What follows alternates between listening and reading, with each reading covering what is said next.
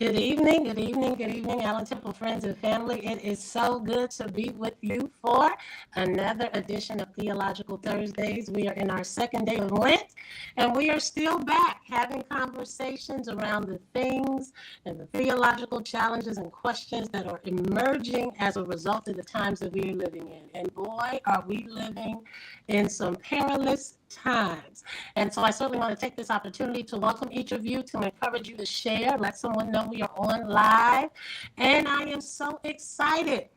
You all know I lived in DC a long time, and I met some incredible people while I was on the East Coast, and one of them is joining us tonight to engage this conversation around what shall or what must the righteous do. And so please allow me the opportunity to present to you the senior pastor of the Mount Ennon Baptist Church located in Clinton, Maryland. Tremendous ministry. Also the founder of our money campaign, as well as the founder and board chair of the Black Church Center for Justice and Equity. Help me welcome, come on, type it in the chat. If you're there, type it in the chat, let us see it. I want you to help me welcome tonight the Dr. Delman Coates. Hey, Dr. Thompson, Dr. Jackie, how are you? It is so good to see you. And I'm really honored to have been invited to be a part of Theological Thursday. Shout out to everyone who's watching. The honor is ours. I am so excited. So, AT, let me tell you what we're doing and why we're doing it. And so, as you well know, in this Lenten season, there's been lots of calls for fasts and for economic boycotts and lots of things around divestment and money. And while it seems new for us, Dr. Coates has been sounding the alarm about the need for economic justice and equity and what the government could and should be doing in order to make sure the playing field is level long before we ever got to this point. And so I was sharing with him in so many of these rooms and so many of these conversations that are being had that his voice was a necessary voice. And I know that he is sounding the alarm. He is still doing great and tremendous work. But I wanted him to come share with us because I'm always happy to bring brilliant people to Allen Temple Church. So Dr. Coates, I want to frame it. So Theological Thursdays came up as a result of the pandemic. And so when everything shut down, it felt like traditional Bible study wasn't enough. People were asking questions like, are we being judged? Is this the judgment of God? The same thing that they're asking today. Yeah. Is God angry with us? Why did this happen? And so Theological Thursdays is about exploring really the issues of theodicy and the challenges that we have with understanding God, Christology, all of it, pneumatology, that rise not as a result of our lack of faith, but because we do have faith. Sure. We are trying to make sense of the world around us. So here is how I'd like to open. Psalm 11, for those of you who have your Bibles, just open it and sit right there. We're not touching it. Just open it and sit it right there. But Psalm 11, David asks a question, which is the driving question for us tonight. But he prefaces it by saying, if the foundations be destroyed. Wow.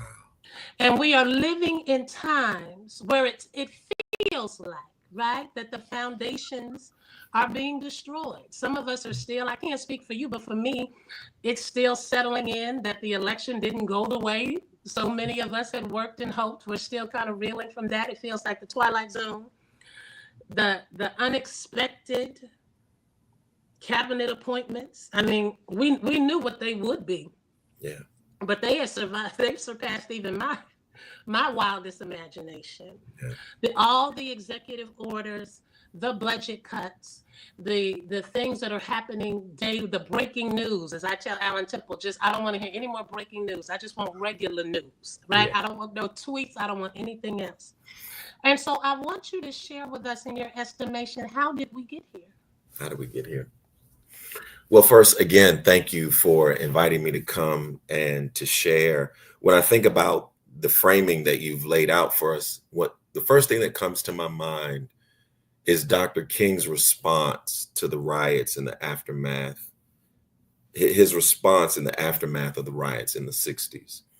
And one of the things Dr. King said is, and he's quoting Victor Hugo, he says, he gives this quote. He says, "If a soul is left in darkness, sins will be committed. But the guilty one is not the one who commits the sins, but the one who causes the darkness." Right. And then he begins to go on to distinguish the difference between derivative injustices and causative injustices. And I think that the reason that we're here is because we've not paid enough attention to the systemic and structural foundations of our society that contribute to the range of social and economic collateral issues that we're facing today. So what's the foundation? What is that foundation? And I think that the foundation of any just, stable, and sustainable society is legitimizing the people's power and the role of government. The historic tension in nation states has been the tension between the public sector and the private sector. Now, the reality is we need both, right? But there's been this pull to delegitimize the role of the public so that the private sector can extract the benefits of public labor, resources, minerals, productivity, and prosperity, so that the benefit of the public sector can be siphoned up into the pockets of the private sector, right? And whenever that happens, it leaves the public, the rest of us, to fight over insufficient resources. And it makes our economy, I've written before and sort of do these presentations before, it makes our economy a lot like a game of musical chairs. Now, we all have had the experience of musical chairs, but I remember years ago, Dr. Jackie, I did a sermon entitled "What Killed Nipsey Hussle?" And in that sermon, I set up this demonstration on the stage where I had 10 chairs and 10 people on the stage. And I had 10 people from our church, Mount Ennon Baptist Church in Clinton, 10 people walk around 10 chairs. And I told them, when the music stops, whoever gets a chair, I'll give you $100. And so with 10 chairs for 10 people, they walked around those chairs. And as they walked around, it was very interesting. They smiled. They were very pleasant. And when the music stopped, the few young people helped the elderly. The men assisted the women in getting a chair, and they all sat down, and I gave them all $100 each. Then I asked them to stand, and I took away 4 chairs. This is very important. 4 chairs. Okay. I took away 4 chairs, and I gave them the same set of instructions. So I now told 10 people with 6 chairs, I want you to walk around these chairs. And when the music stops, whoever gets a chair, I'll give you $100. Now, this was the same people from 5 minutes earlier. Same race, same church, same God, same religion, same Bible, same everything. But the dynamic was different. This time, as they walked around the chairs, there was a lot of tension in the air, right? And there was a lot of anxiety, right? People were like really nervous. And then when the music stopped, when the organist stopped playing the music, something very interesting happened. The same young people who assisted the elderly before and the same brothers who assisted the women before did not do that. They developed alliances and kind of boxed out the others and got a chair, right? So I give that illustration because I think that there is a deeper root foundational cause that explains why we're seeing what we see today. And I use this illustration to talk about the import of scarcity. That when resources, benefits, programs are scarce, whether that's perceived to be scarce or are actually scarce, then people develop discourses of difference, domination, and power to determine who's going to get those chairs, right? And so I feel that and believe that when you study the history of humanity, that whenever resources are scarce, whether people are of the same race, ethnicity, like you can look at tribal groups in Africa, that they can be related. One group can be on one side of the river and another group on the other, and they can get along fine. But if that river dries up and their ability to feed their cattle, feed their families, develop agriculture and farms, if that begins to dwindle, they'll begin to develop discourses of difference and domination and power to determine who's going to get access to that right. So for me, what is underneath, what drives the social and racial and economic tension today is the unnecessary way in which we do public policy based upon austerity or scarcity rather than abundance. We know spiritually, the Bible says the earth is the Lord's, right, and the fullness thereof. And so biblically, there is this sense that our capacity to address the range of needs that the people have is predicated on abundance. But the way we do social and economic policy today is driven by scarcity. And whenever that happens, there are going to invariably be discourses of difference, domination, and power to determine who's going to get access to the resources. And now by resources, I mean quality jobs, decent health care, adequate funding for schools, infrastructure, roads, mass transit, quality of life, you name it, right? And so 6 years ago, I developed a campaign, you mentioned it, called the Our Money campaign. Our website is ourmoneys.org,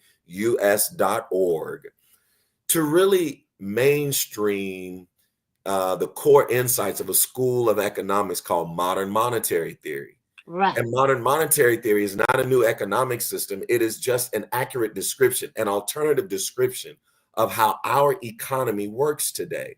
And it's really changed my understanding, Pastor Jackie, of what's possible. Because the core insight of MMT is that mainstream policymakers and economists have it wrong when they imply that the capacity of the federal government to spend or create money for the things that we need is like a household, right? So most policymakers think like the way we think about our homes, like if we need food or rent paid, or we need to pay our car note, that we need some revenue coming in first in order to pay that. Well, MMT says that the federal government is not a currency user like a home, like a school, a church, or a state or local government. The federal government of the United States is the currency issuer, right? Right. So that means that money for the federal government is not does not rely on revenue coming from taxpayer dollars. That in fact, the whole notion of taxpayer dollars is a racist trope that evolved after the civil rights movement. So what we see. Let me ask you this. Yeah. Let me ask you this, because it's a perfect segue, and we're going to come back to it, because with everything that you have laid out, and I hope you all now understand why Dr. Delman Coates is a part of Theological Thursday. So when I had all of my economic challenges, understanding, he was the cat that I would text and call and be like, "Hey, did you read this? What does this mean? Explain it to me." But with everything laid out, with that foundation, that idea of scarcity, that idea of when that idea is prevalent, that there is a discourse around, right, discord, domination, the response this time feels different. So let me couch it like this, and then we'll circle back. We'll come full circle.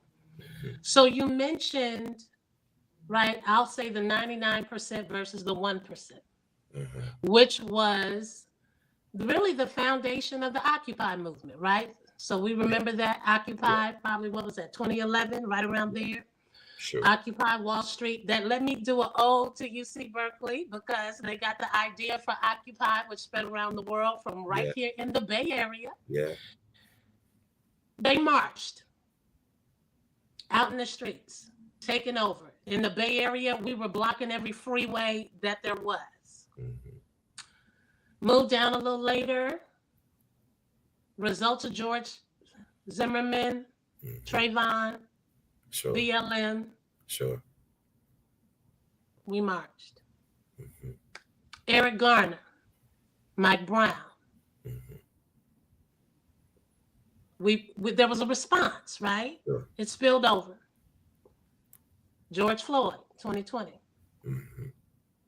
Spilled over into the streets. Sure. But it feels like the response that is occurring now isn't a spillover into the streets part, even though what is occurring is just as heinous, Yeah. right? And so I'm wondering, this economic shift, this call for boycotts, call for economic activism, I'll say, boycotts, divestment, all of this stuff that people are saying, hold your money, do something different with your money. But I have to be honest. So we're participating in the Target Fast. We participated in the Blackout. Sure. We done promoted everybody's everything. Right. But for as many people that are doing it, I know there are just as many, even some listening tonight, who are wondering, is this really going to work? With everything that you laid out, is there efficacy? I guess I'm asking in economic activism. Well, I want to challenge your premise that is that this something seems different now, right? Okay. And I want to say that what is similar is the notion of reactionism. So I have been trying to encourage our colleagues and leaders around the country that we have got to get out of a cycle of reacting to random acts of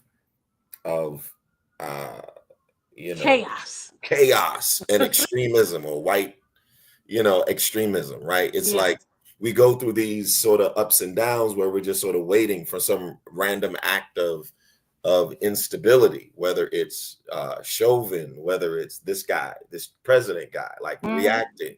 And we've got to get out of that, because when you do that, what can end up happening is that you'll end up coming up with the wrong answers to the right questions. And I have really been trying to advocate for a proactive approach to thinking about how we address the foundational issues that confront us today. Because what we need to realize is that what we're seeing today did not just evolve since Trump. Right. The MAGA movement, the foundations of Project 2025, and when you look at the 100 organizations or so that contributed to Project 2025 and the Heritage Foundation, they have been working on this. Certainly it's a much larger project, but for at least 70, 75 years with the work of a man named Paul Weyrich. What we're seeing now begins in the 1950s when Paul Weyrich, who is this sort of political operative, who really is trying to figure out how do we challenge the advances, the sort of advances that are happening in the women's rights movement and civil rights movement, when more Black and brown people are getting involved in politics, women are getting the right, getting, more economic empowerment, not enough at that time, but they're coming on the scene. And Weyrich's solution is we got to get white evangelicals to become politically active. This is in the 50s and 60s in particular. And that was important because in the 50s and 60s, white evangelicals didn't believe in voting, didn't believe in political activity, because Jesus was coming back anytime. Right, any day. Any day now. So white evangelicals in America were like, what's the point of like voting and all of that stuff? And it took decades for him to figure out, how are we going to get this large potential voting bloc to come on our side? And he figured what the issue was in the 70s. And guess what? It wasn't abortion. It wasn't right to life. In 1971, in 1974, 1976, the Southern Baptist Convention, the largest body of white evangelicals in the country, reaffirmed their support of a woman's right to choose. So what was it? The issue that got white evangelicals politically active was desegregation. They didn't like the fact that the Supreme Court put out a decision that said if Liberty University and Bob Jones University continue to deny admission to Black people, then they would not get their tax exempt status. And it was that racism, segregation. One of our professors at Columbia University is a great scholar on the history of this movement. And Lord knows I'm forgetting to add it in right now. But so we have got to do sustained work. And we can't just be reacting to some unstable individual who acts out their rage against some Black person. We cannot develop a sustained movement where we're reacting to one corporation that decides, I don't know, to take away DEI, because this will not get at the foundation of our challenges. Look, are there a range of issues impacting our community? Yes. But when you're building a house, you start on the foundation. You don't start on the third floor. And I contend, and I want to encourage you, Dr. Jackie, and all your listeners, if you haven't read this paper, it's called What We Get Wrong About the Racial Wealth Gap by Dr. William Sandy Darity at Duke University. Dr. Darity, of course. At Duke. Dr. Darity has a great piece on all of the typical solutions that people give around how to deal with the systemic and structural equities today. And all of them, I would contend that we kind of hear today are the wrong answers to the right questions. Does it mean that we don't need them? No, it doesn't mean we don't need them. Do we need DEI? Do we need diversity? Yeah, we need diversity, equity, inclusion. You know, do we need cooperative Black economics? Yes. But Dr. Darity says that systemic structural inequities were not caused by the need for more Blacks to support one another. Oh, if we just give some more Black billionaires to put all their money in a pot, if Jay-Z, Oprah, Beyonce, that's somebody what put their money in Black How churches, can we put get their money Johnson and Oprah Winfrey and Jay-Z, then we'll be good. No, Yeah. the problem was started by a specific set of government policies. And when we talk about the government is us. Right. It is ours. The government is not this monster out there. We need to re-legitimize the role of the federal government, which has the biggest purse possible to address the range of issues that we care about. Listen, if we go to war tomorrow, God forbid, the federal government will find trillions of dollars without taxing anybody for bullets and bombs and tanks and whatever, and shields.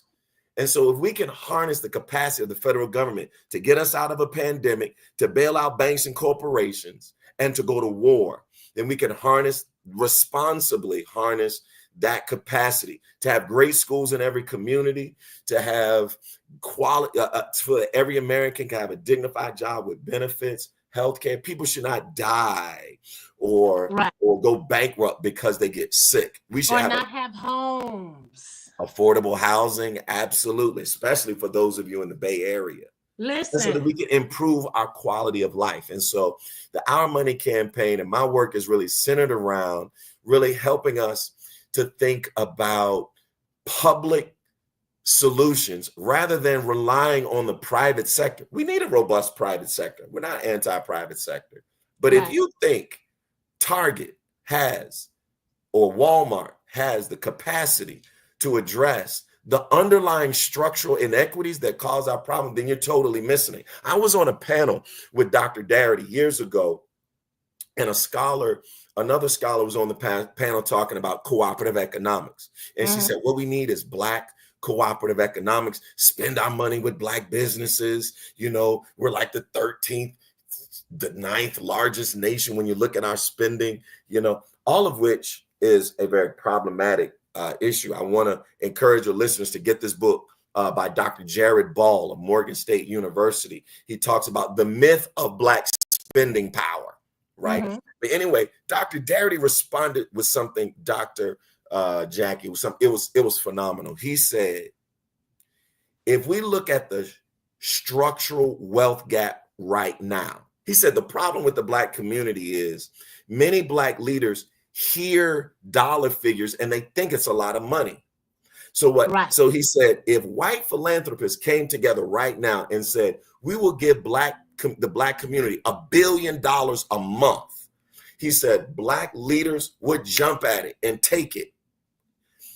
He said, the problem with that is at that rate, it would take 9 centuries, which is 900 years, in order to address the structural wealth gap based on what it is right now. So what he said is a lot of times we end up coming up with the wrong answers to the right problem. And that puts us in a cycle of focusing on our issues at the fruit level rather than the root level. We have got to address the foundational issues, and that's going to require sustained, proactive thinking about the foundational issues that we need and how to get there. All right, let me ask you this. So for those of you who don't know, and he doesn't even know, right? But I'm just like y'all, right? So the pandemic leveled the playing field. We go to everybody's church on Sunday morning, right? Including our own. And so when I'm getting ready out here on the West Coast, because y'all are already done, I flip around. So I flipped around. And so landed on my friend. About 3 weeks ago, you preached a sermon called March Madness, right? I preached a sermon called March Madness, or Say It Loud, I'm Black and I'm Proud.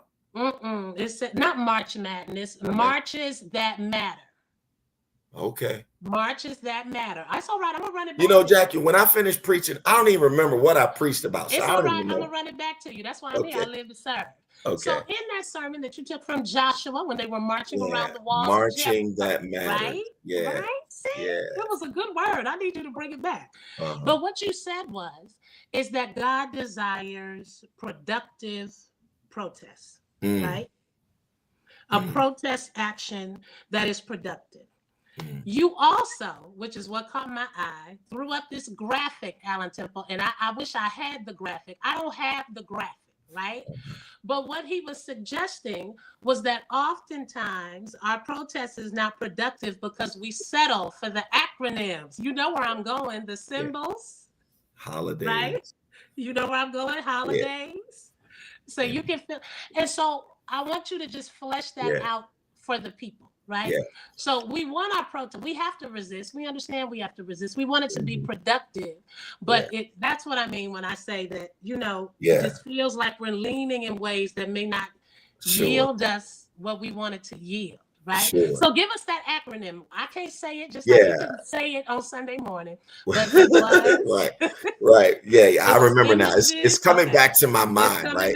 It should. The foundation of that remark, and I'm going to share what it was, is this. A lot of churches and preachers in the social justice tradition interpret the prophetic role of the church by stopping in Exodus chapter 3, where God tells Moses to go to Pharaoh and to tell Pharaoh to let my people go. And so consequently, there's this whole movement of progressive social justice oriented clergy and churches who think that the role of the church is to go speak to Pharaoh and to cry what Pharaoh is doing, right? But the point of the book of Exodus, in terms of understanding the role of the church, has to be taken by considering the book of Exodus in its totality. And in its totality, what you realize is that Pharaoh never lets the people go. The people you're right. have to let Pharaoh go. Okay. Now, this is very important because many of our organizations, many of our leaders rely on Pharaoh for support, for sustainability. Yeah. Right. And so while they're decrying what Pharaoh is doing on one hand, their solutions are holding out their hand to Pharaoh to keep the lights on, to pay the bills, and to keep their careers and salaries going. Now, what ends up happening in that world is that many of our leaders and organizations and what is labeled activism and our agenda kind of boiled down to settling for symbols, holidays, images, and tokens. Okay, somebody in the chat, I want you to type what he just said. Symbols, holidays, images, tokens. And tokens. Yeah, type that in the chat. Yeah, now it's an acronym, and what you're referring to. And that's why we couldn't say it on during Sunday that sermon. I put that acronym and sort of underlined the first letter of symbols, holidays, images, and tokens on the screen. And we end up kind of settling for, symbols, holidays, images, and tokens. And that doesn't get us to addressing. And the reason we have to be careful about that, and I've seen this from experience, is They'll give us the symbols, holidays, images, and tokens, and then expect us to go out and solve our problems. Right. They'll solve our challenges. They'll give us a grant. They'll give us an appropriation. They'll give us a holiday. They'll give a few Black people some corporate board seats. Put us on Forbes magazine. We've got 5 Blacks. Remember back in the early 2000s, we had 5 Black people who were CEOs of Fortune 500 companies. And we thought, oh, this is a new day, right? Remember when we saw Barack and Michelle walk out on that stage in November of 2008, and all of these articles came out saying that we're in a post-racial society. In a post-racial society. We got symbols, holidays, images, and tokens. They'll give you that, and then wonder why you guys aren't still free, why you aren't happy or satisfied. And so we have really got to get to the root of what our needs are. And for me, that comes from addressing the foundations, the economic foundations, the foundations of any economically sustainable society. And that is, as the nation's first Black economist, a woman named Sadie Alexander in the 40s, Sadie Alexander, who happens to be the first national president of Delta Sigma Theta Sorority Incorporated. She was the nation's first Black economist, not Black woman, first Black economist. She talked about the need for us to eliminate unemployment. That right now, the way policymakers, what they do is they engineer unemployment. They create unemployment based on a flawed set of macroeconomic principles. So we're always going to have tens of millions of unemployed Americans, even in a good economy, because we engineer or create unemployment. Just think about what happens when the unemployment rate gets too low, gets around 4%, 3%. What do they start saying? Oh, the economy is too hot. We need to cool it off. Cool it off. What they use interest rate policies to raise interest rates. The whole point of raising interest rates is to make money more expensive so corporations and entities can hire fewer people and put more people on an unemployment roll. Well, if people don't have a job, Jackie, what are they going to do? They're going to turn to the underground economy. They're going to struggle. They're going to be homeless, be unable to pay their bills. So she talked about we have to have full employment, and a full employment economy, a true full employment economy, not maximum employment. And that's really key because, Jackie, if I put money in your pocket and there's a hole in your pocket, right, then the money's just going to go through your pocket, right? Okay, so there are structural holes or gaps in our economy that we've got to fill.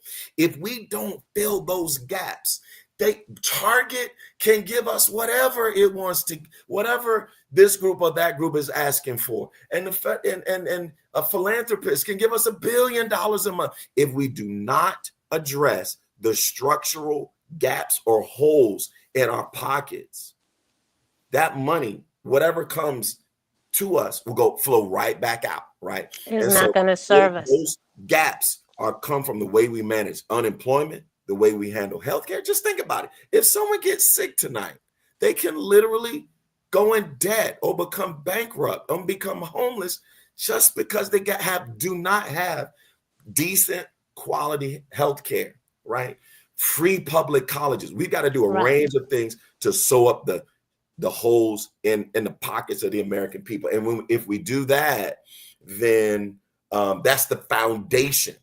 And actually, it's the biggest, baddest, boldest way to address the issues that people need at the end of the day, so that we're not beholden to the private sector. See, right now, the American people are beholden to the private sector to pay us, $3 extra an hour, to create, to give us a few more benefits. We need to re-legitimize the role of government, which is ours. That's our government. That's our purse. We need to re-legitimize that and harness that for the things that we need, rather than having an environment where the private sector, Elon Musk, is able to extract public supports for his own private purposes and calls public supports welfare, But what the private sector gets, they call that, I don't know, like set asides or tax credits or Right. I mean a range of other things. All of these, And I think that's what makes this time so egregious, because I think, right, people, you really don't know what is happening, right? But some people do, some people don't. But you said something else, and I want to use this as a segue and an expansion of what you were saying. You said, because you talked about systemic gaps and us being able to fill those gaps, deal with those foundational cracks, if you will, right, or holes. But you also said, because there's a lot of conversation, white supremacy, racism, all the rest of that. But you said whiteness does not drive systemic racism. Mm. Yeah, so that's probably a controversial thought. It is. But I think it's true, because I think that right now, first of all, I want to be clear: white supremacy is real, systemic racism is real, Mm-hmm. and however, just like any symptom, that symptom is real. If I have heart palpitations, that symptom is real, but that symptom may not be the root cause of it. That symptom may not be the systemic root of what's going on. Now, I feel that what is missing is attention to what drives ethnic and racial tension, not just in America, but around the world. And I would contend that it's scarcity around the world. People of all races, see people of the same ethnicity, do the same things that we see in America, because resources become scarce. And what we need is not to just focus on changing the race, gender, and ethnicity of the 6 people who are able to get a chair. We've got to put more chairs on the stage, because removing some people who are able to get a chair and changing the race, religion, gender, ethnicity, sexual orientation of the few people who get a chair, that's not going to change the game. Without charging the people for the chairs. Without charging the people for the chairs, exactly. And we don't have to charge the people for the chairs. So yeah, so I feel what is driving, I think if we're not careful, we're going to get pigeonholed by race as real. And I want to say that, because when people hear me talk about this, they hear me as I'm denying race. I'm not denying race. But what I fear is, if we're not careful, is we're going to get pigeonholed by race, and it causes us to miss the broader structural realities that we must address to accompany the diversity questions. We do need diversity, but if we don't address those structural realities, I think we're still going to miss it. Diversity won't be enough. Okay, so let me go here.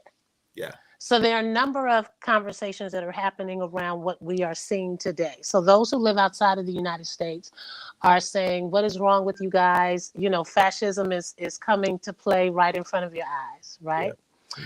Then there are others who are suggesting that we are on the precipice of the third Reconstruction. And, you know, that all of this may be necessary in order for us to come to the place where we can finally have a racially equitable society that is just, right? The challenge with that, and this goes into the theodicy issue, is that in order for something to be reconstructed, something gets destroyed. Right.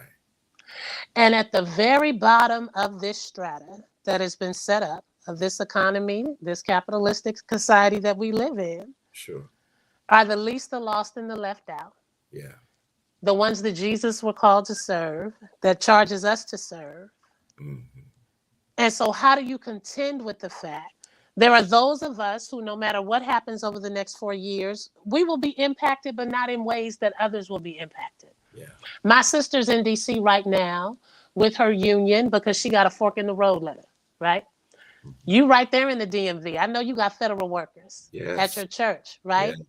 We've lost 3,500 workers alone in the IRS. So people their real lives are being impacted. So when you think about it, we love a third Reconstruction. But what destruction are we going to have to survive in order to get that third reconstruction. So is it fascism, the rise of fascism? Is it the third reconstruction? We need it. It needs to happen. Is it something else we haven't grasped? Where are you? Well, the question of theodicy is one that's the foundational theological question that's been asked for millennia. And we're still asking it. Mm-hmm.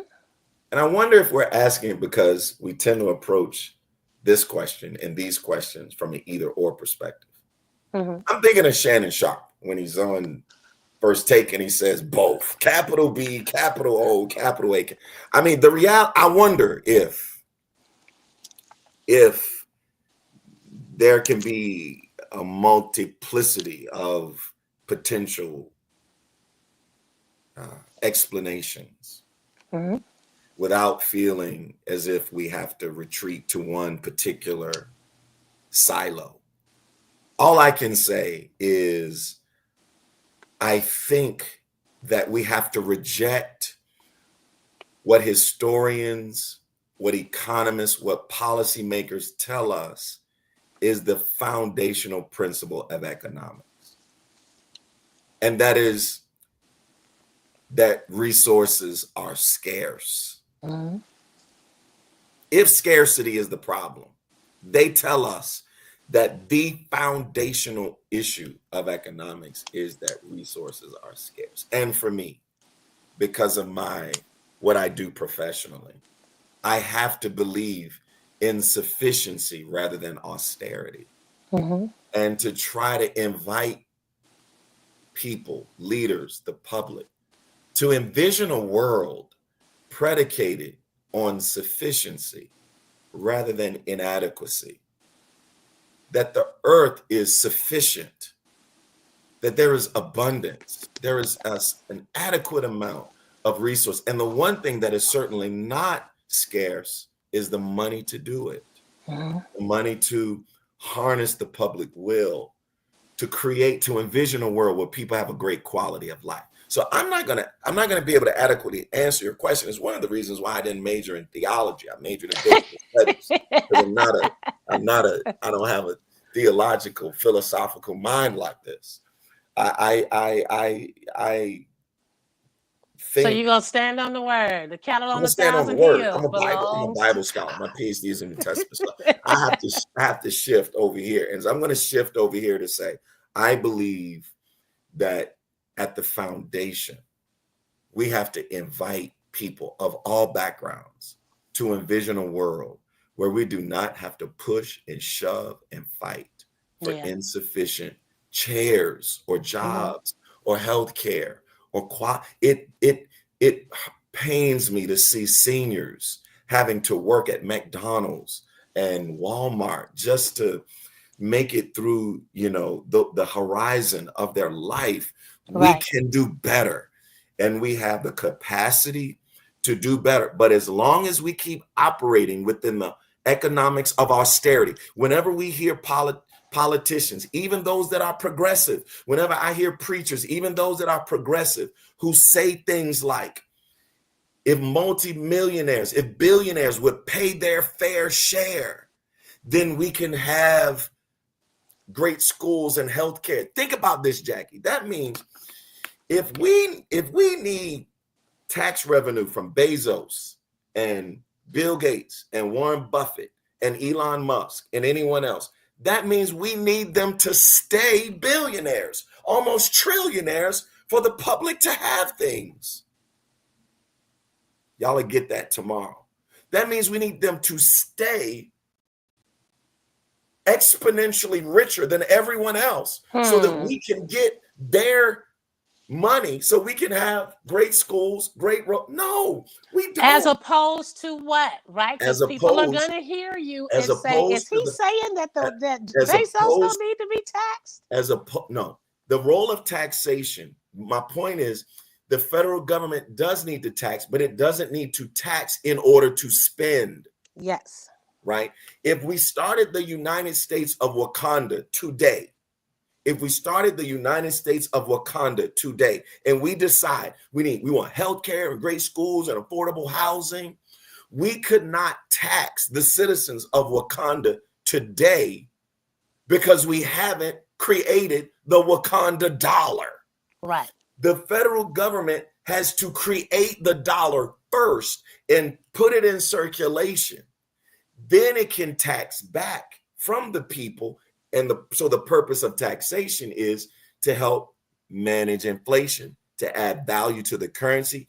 It is not for the purpose of spending. None of us got a letter in the mail saying your portion of the $5 trillion stimulus is $2,000. And Right. once you pay your $2,000, then the government will be able to create. No, it doesn't work that way. And so he is saying to us that we are not broke. We are not broke. That the United States is not suffering from a shortage of resources, of money. Go ahead. I'm sorry. Yeah, you're absolutely right. We're not broke. Not only that, we're not $36 trillion in debt. The biggest myth that's going around today.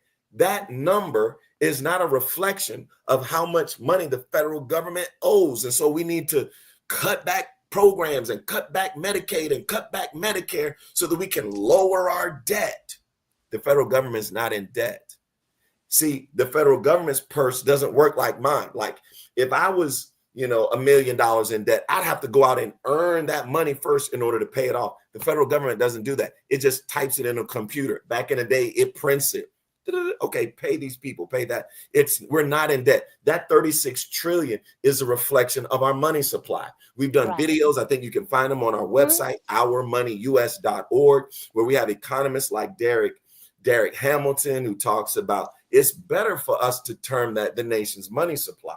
We actually need that money to go higher because we are either going to rely on public money created through public spending, or we're going to rely on private money created through bank lending. And public money is far superior than private money. Private bank money has to be repaid in perpetual interest payments. When states and municipalities, when you vote, there's going to be a referendum. Oh, our county wants to build a new highway and some roads and bridges, and we're going to float a bond. We want the citizens to vote on this bond referendum. What is that? We're going to borrow for some public infrastructure. Well, why do that? If we have a broad, robust understanding of the capacity of the federal government to create money for the things that we need, we just create the money for it. Now, let me ask you this, because our time is running out and I can't believe it. So for those of you, this is what we do. This is what I do. I'm blessed to just have been in the company of some wonderful people, and they answer all of my questions and debate me on issues. Okay, so two things, right? Mm-hmm. When we were having these conversations and these meetings and you were sounding the alarm and saying, come on, we need to think differently. We need to shift it. Let's not be reactionary. Let's put forth an agenda. Let's look for people. You even ran, right? For those of you who don't know, you ran for lieutenant governor. That's right. Ran for lieutenant governor of Maryland. And so it seemed like, right, that was a better political climate where we could have realistically realized some things. But given where we are now, two-part question. One, this is just me. It feels like we are getting ready to see the biggest robbery. Like this is the best blockbuster, Fast and Furious, just Transformers. And I'm going to say wealth transfer, but what I really mean is theft. Yeah. That's what I really mean. Because for me, the budget cuts, all the rest of that, that's what this equals. You are trying to finance a private sector endeavor as represented by Doge, Elon Musk, and all of that. So that's that. I want to hear your thoughts on that. But then two, what can we realistically expect given who we are contending with? I did not watch the State of the Union. I was on the other stuff with the state of Black people, right? The State of the People. I was on that for 24 hours.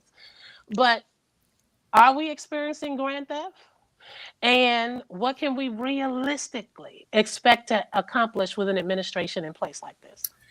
We are experiencing grand theft. Historians like Michael Hudson call it rent extraction.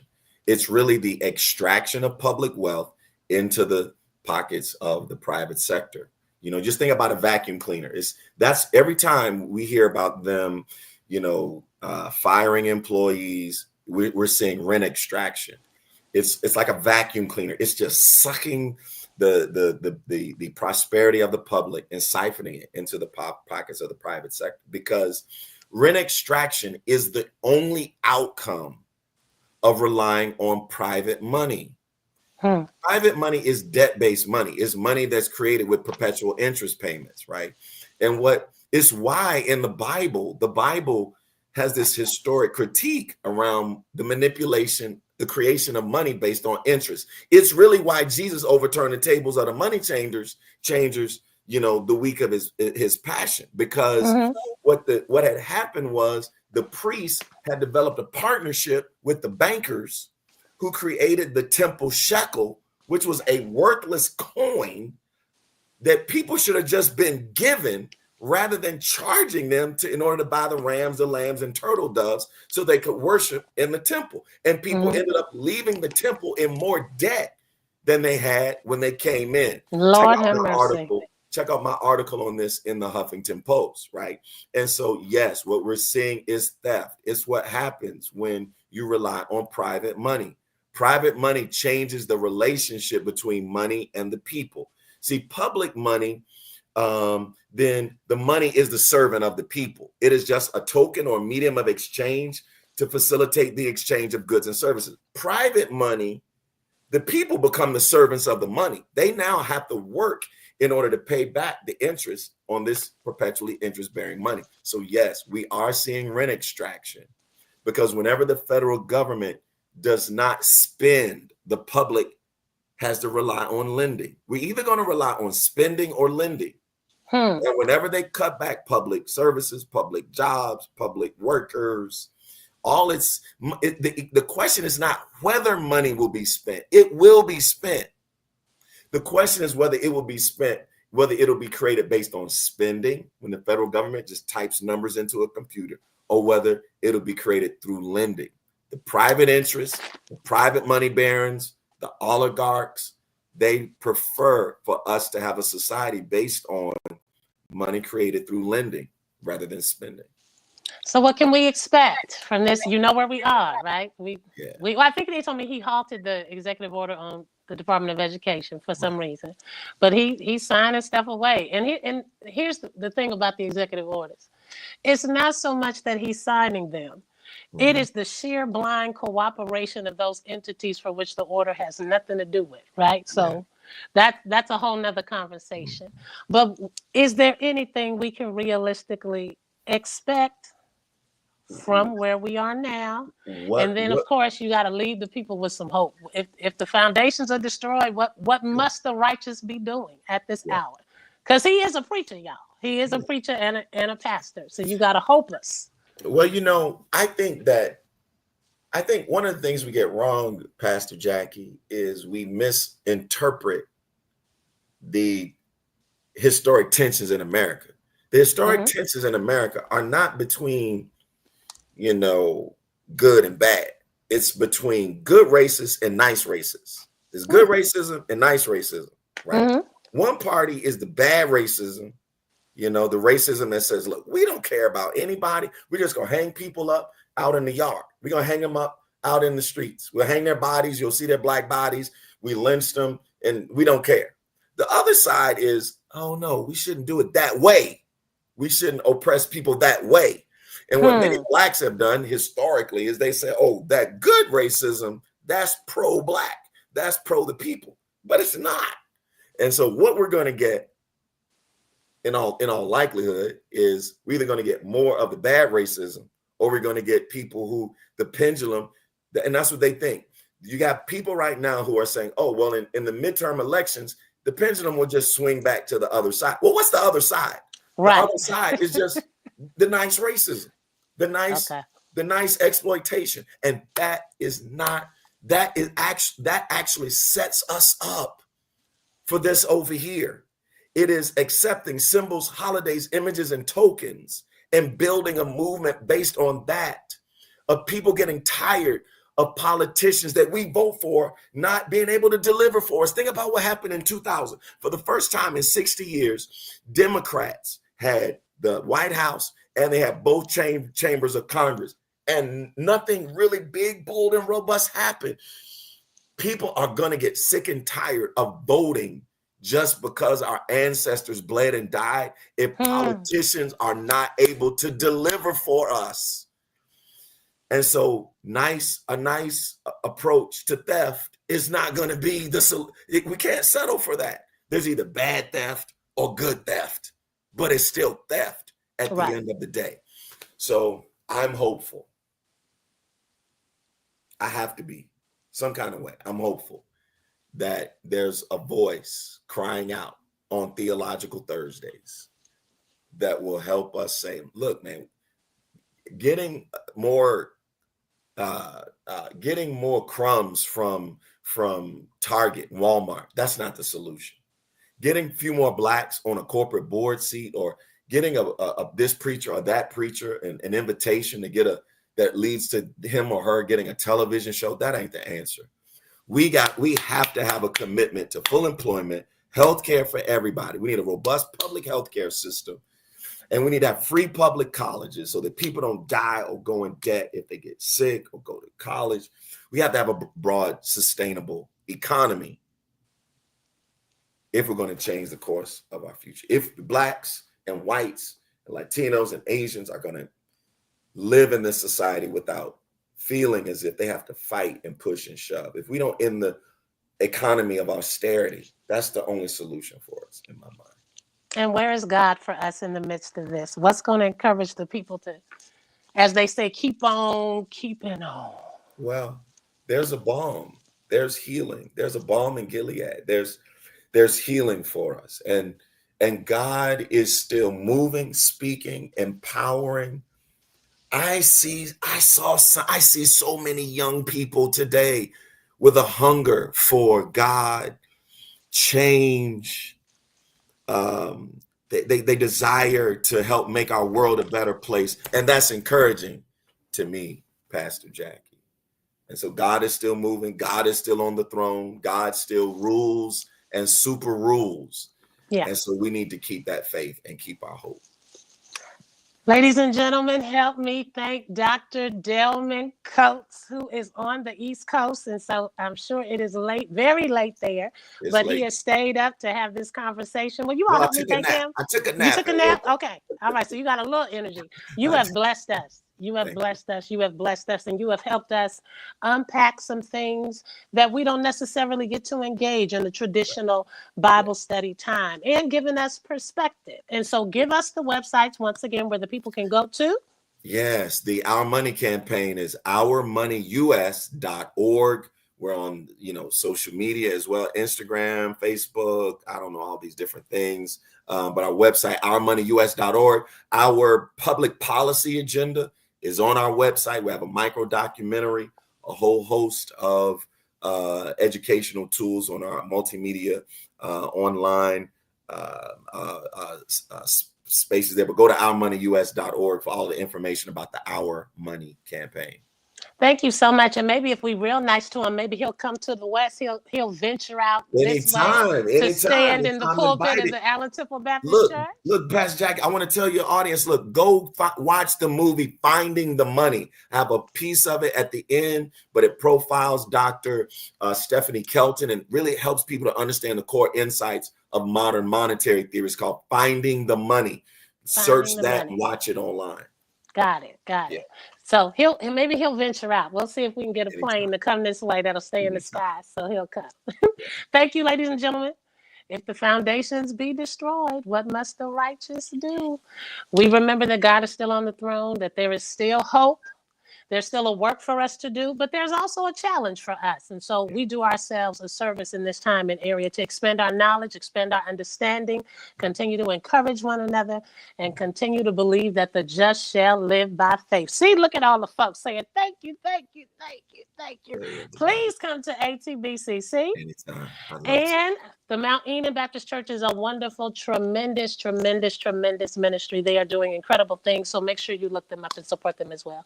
I thank you, my friend and my brother. Good night, Alan Tipple. Bless you.